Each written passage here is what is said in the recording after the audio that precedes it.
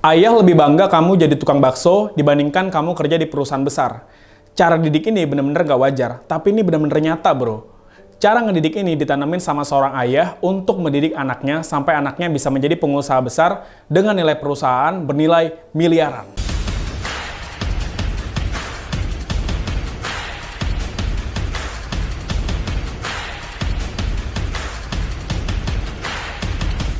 Video ini disponsori oleh Klorisman. Klorisman dibutuhkan pria. Salam pebisnis muda.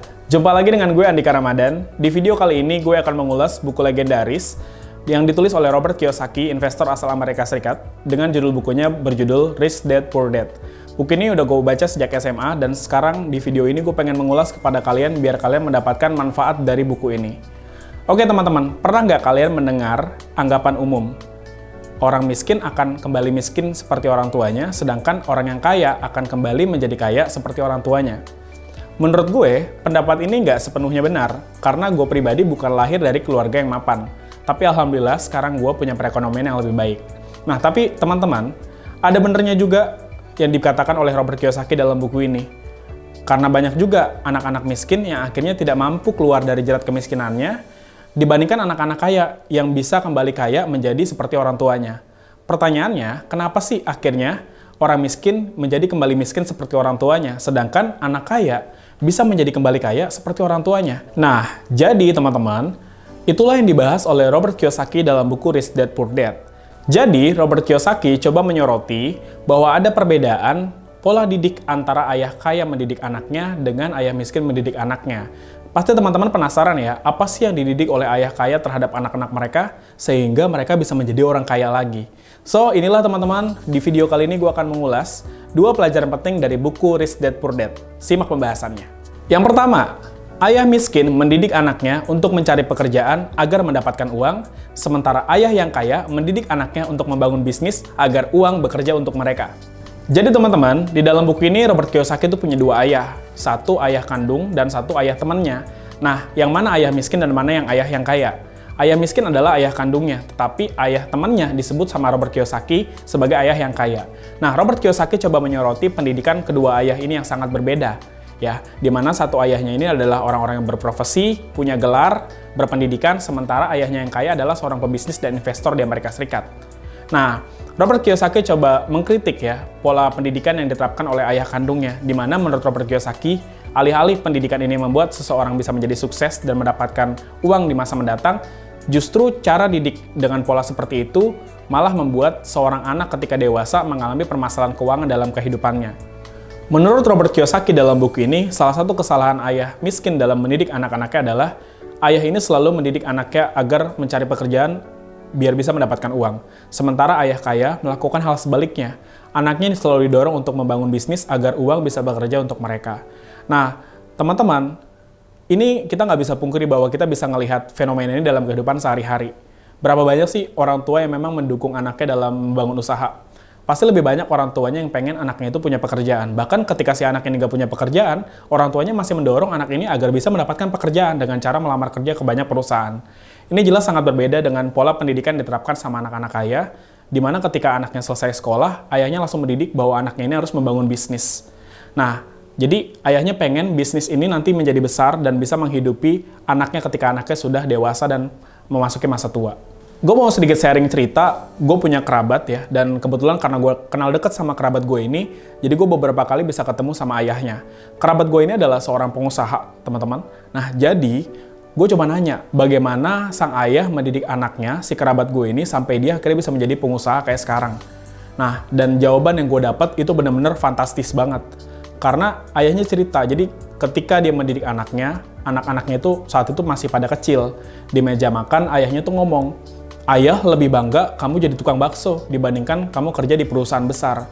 Menurut gue, cara pendidikan ini gak wajar, tapi ini benar-benar nyata. Pendidikan itu ditanamin sama seorang ayah kaya yang mendidik anaknya sejak anaknya masih kecil sampai sekarang. Kerabat gue ini bisa menjadi pengusaha dengan nilai perusahaan bernilai miliaran rupiah. Nah, ini jelas sangat berbeda ya dengan pola didik yang dialami sama banyak orang ya, termasuk juga gue ya, di pendidikan keluarga gue gitu. Gue adalah seorang sarjana ya, yang lulus dari kampus negeri. Ketika lulus dari kampus, gue coba membangun usaha gue sendiri saat itu. Dan memang saat itu orang tua mendukung, tapi memang ada sedikit rasa malu ya ketika ngelihat anaknya itu jualan. Ada anggapan yang bilang kalau misalnya sarjana jualan, sarjana dagang, ya buat apa kuliah tinggi-tinggi. Tapi bukan berarti ayah dari kerabat gue ini pengen anaknya jadi tukang bakso, ya. Dia cuma pengen anaknya itu punya mindset bisnis, tidak menganggap dagang adalah sesuatu hal yang memalukan, ya.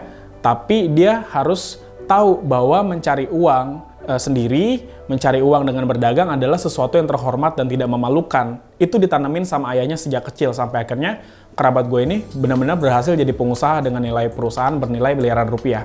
Nah, pesan gue buat teman-teman yang mungkin tidak saat ini memiliki orang tua yang mendukung kalian usaha, ataupun mungkin ya kalian saat ini adalah sarjana, tidak memiliki pekerjaan, akhirnya kalian buka usaha dan itu dianggap sebagai hal yang memalukan. Gue cuma pengen bilang bro, itu tidak memalukan. Kenapa bisa memalukan? Karena lo berada di lingkungan yang mendidik lo dengan cara berbeda, dengan cara yang dilakukan sama orang-orang kaya di luar sana. Nah, so buat teman-teman yang saat ini sedang usaha tapi tidak didukung oleh lingkungannya, oleh keluarganya, terusin aja bro. Terusin bisnis lo sampai bisnis lo itu jadi besar, dan pastikan lo harus menemukan lingkungan yang bisa membuat lo berkembang. Salah satu contohnya adalah dengan bergabung ke komunitas bisnis. Semisal lo menjadi reseller sebuah produk dan lo bergabung dengan banyak reseller-reseller lain yang sedang membangun impiannya, sehingga mimpi lo terus terjaga untuk bisa menjadi pengusaha dan lo nggak balik lagi untuk menjadi seorang karyawan. Pelajaran kedua, ayah kaya mengajarkan melek finansial kepada anaknya, sedangkan ayah miskin tidak mengajarkan melek finansial kepada anaknya. Nah, jadi teman-teman, di buku Rich Dad Poor Dad ini ada ulasan fenomenal yang menurut gue ini keren banget, dan lo bakal tahu hal-hal yang sebelumnya nggak lo pahami. Karena dalam buku ini, sang penulis ya, Robert Kiyosaki, itu coba mengulas ya, dan mendefinisikan lagi arti dari aset dan liabilitas. Lo pernah dengar nggak tentang aset dan liabilitas? Kalau lo belum pernah dengar tentang aset dan liabilitas, tenang aja bro, lo nggak sendirian. Karena sebelum membaca buku ini, gue juga nggak ngerti apa itu aset, apa itu liabilitas, dan bagaimana cara membedakan keduanya. Itulah kenapa gue bilang buku ini sangat penting untuk dipelajari oleh banyak orang, nggak cuma pengusaha, tapi semua orang yang saat ini berharap keuangan mereka membaik dan terus mengalami peningkatan setiap harinya. Jadi, Robert Kiyosaki coba membahas tentang aset dan liabilitas. Menurut dia, salah satu yang membuat orang selalu mengalami kesulitan dalam finansial, karena orang tersebut tidak bisa membedakan mana aset dan mana liabilitas. Nah, langsung aja ya, gue ulas pengertiannya. Aset adalah yang masuk ke kantong lo dan selalu mengalami peningkatan tiap tahun. Artinya, nilai aset itu tidak mungkin turun, tapi terus mengalami peningkatan setiap tahunnya. Sedangkan liabilitas adalah yang keluar dari kantong lo dan selalu mengalami penurunan tiap tahun. Artinya, nilai dari sebuah liabilitas selalu mengalami penurunan setiap tahunnya, dia tidak naik. Nah, apa sih contoh dari aset dan liabilitas? Kalau tadi aset adalah yang masuk ke kantong lo, sedangkan liabilitas adalah yang keluar dari kantong lo, sekarang gue pengen kasih contohnya.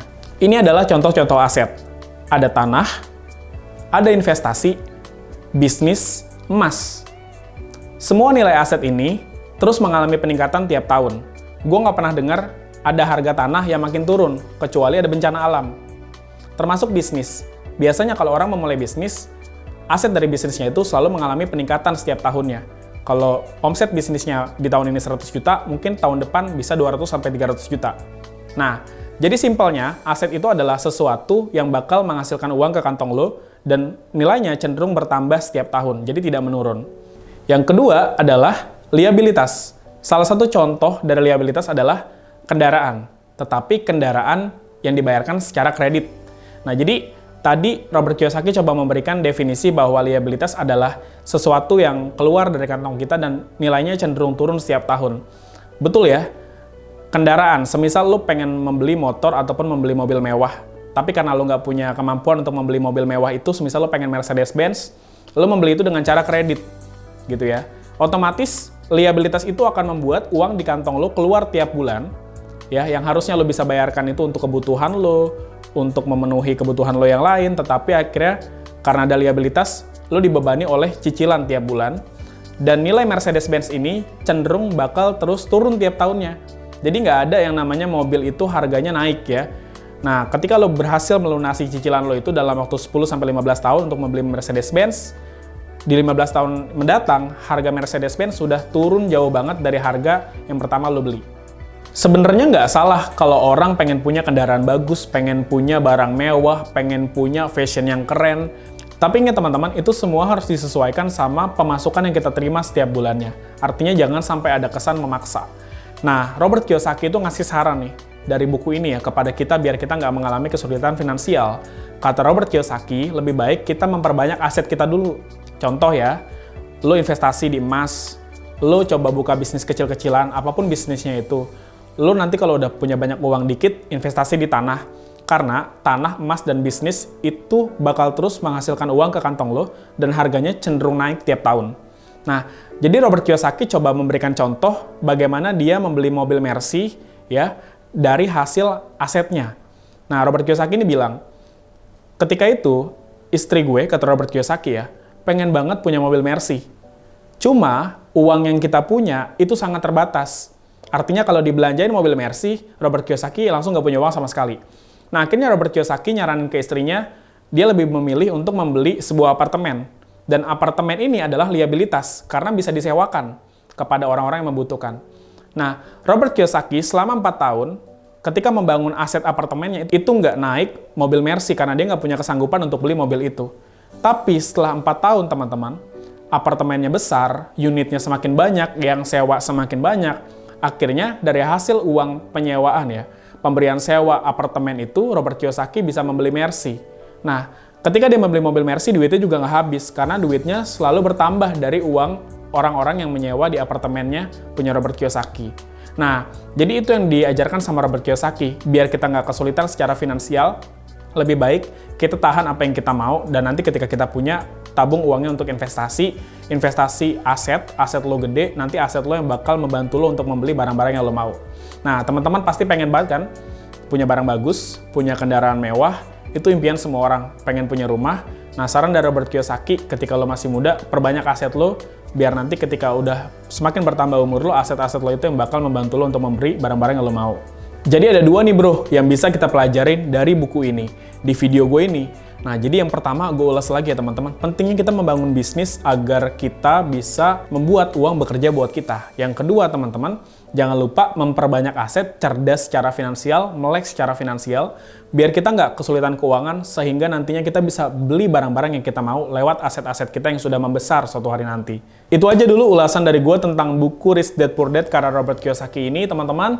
Ya, kalau kalian suka sama video ini, jangan lupa like, subscribe, dan bagikan video ini. Dan kalian juga bisa request apa video yang harus gue bahas, tema yang gue bahas di video selanjutnya di kolom komentar. Semoga video ini bermanfaat. Salam pebisnis muda.